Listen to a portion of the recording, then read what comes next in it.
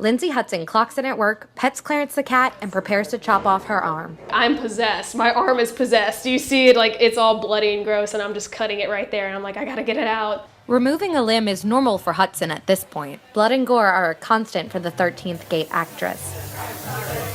Hudson is currently working her second season at the nationally acclaimed horror attraction, the 13th Gate. Hudson spends long nights at the 13th Gate during the month of October. Basically, I have to get there at a certain time, call time, and go get my costume, go get my makeup done. Makeup and costumes on, the actors get into places. Starts at 7, usually ends at midnight, sometimes ends at like 1:30. It's gone till 3. The job is exhausting, but Hudson finds it incredibly rewarding. I love it that I made them scream, like, I got their money's worth, like, right there, like, you paid $35, I'm gonna scare you. The Gate employs hundreds of like-minded individuals each Halloween season. A strong sense of community keeps the actors coming back year after year, according to 13th Gate Escape General Manager Samantha Hatfield. We have about an 80% return rate on employees that work for us, which is great because we like to keep it a close-knit family, even though we do have over 260 employees every year. This quirky and weird community draws Hudson back each year. I've got such strong friendships from this job where I get to scare people all night. I love it. I love it. Reporting for Tiger TV, I'm Lane Farber. We just started our harvesting season, what we call our grinding season, about 2 weeks ago. So there's excitement in the air. Prior to this year's harvest, talk of a tax on sugar began circulating. A study published by the Journal of Health and Economics found taxing sugar would be more effective in curbing consumption than a tax on products containing sugar. Sugar supports 16,000 direct and indirect jobs in the state, including farmers, seasonal harvesters, millers, truckers, and even distillers. The employees of Caneland Distilling Company depend on sugar for their livelihood. Caneland's access to fresh sugar cane led head distiller Johnny Kerplank to join the company 5 years ago. I wanted to get closer to the cane. That's the reason I'm here. I pretty much have access to the sugar at any stage in the game, and that's rum is sugar, and I'm a rummy, so it plays a massive part. Taxing sugar is not a new concept. In the last few years, cities throughout the United States have implemented taxes on sodas and sugary beverages. Proponents of this tax believe it will improve obesity rates. Jim Simon of the American Sugarcane League believes attacking sugar is a misguided approach to tackling the obesity epidemic. There's no question that there is an obesity problem in America. I mean, that can't be denied. But to blame that on sugar is misleading, and the science and the nutritional facts do not prove that out. It's difficult to gauge what kind of impact a sugar tax would have on the state, according to Assistant Professor of Agricultural Economics Mike Deliberto.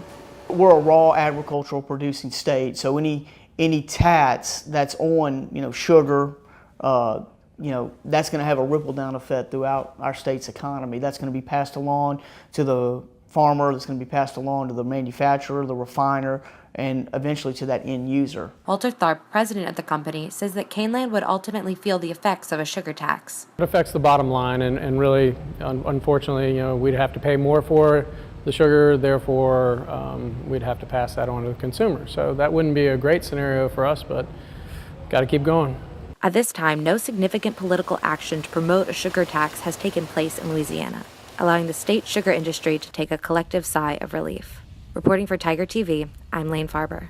It's like you have fallen into an abyss and you don't know how to get out of it. CJ Carver lost a close friend in a car accident his freshman year of high school. Carver grieved, but months later he still felt hollow. It just seemed like everybody else was moving on from it, and I was just kind of stuck. Shortly after, Carver was diagnosed with depression. In addition to the personal challenges the illness causes, depression has been shown to negatively affect the economy. The U.S. economy loses nearly $226 billion annually due to absenteeism in the workplace, according to the CDC. Studies show that stress and depression are leading causes of absenteeism. Research suggests office buildings which maximize natural lighting improve worker productivity and morale. Lack of sunlight is a leading cause of a form of depression called seasonal affective disorder. Really, seasonal affective disorder at its heart is depression. The only specific caveat is that it would be the onset would be due to change in seasons. Experts believe lack of sunlight in the winter months causes imbalances in the brain's neurotransmitters, which control energy levels, appetite, and mood. Serotonin levels are a contributing factor to mental health, according to clinical social worker Patrick Morris. Generally, it is considered that an increase or decrease in serotonin levels is going to have an effect on mood. Carver has never been diagnosed with seasonal affective disorder, but like many who suffer from depression, his symptoms worsen in the winter months. It's pretty much after the time changes and it gets dark much earlier is when my depression, like, I see it more frequently. Having dealt with depression for 7 years, Carver knows how to handle his mental health, even in the dark winter months. Reporting for Tiger TV, I'm Lane Farber. Behind me are the LSU Raptor Rehab Center flight cages. The cages have received wear and tear from constant use since their opening in the 1980s. However, they will be receiving a brand new facelift in this upcoming semester thanks to a generous donation from the Koipu Foundation.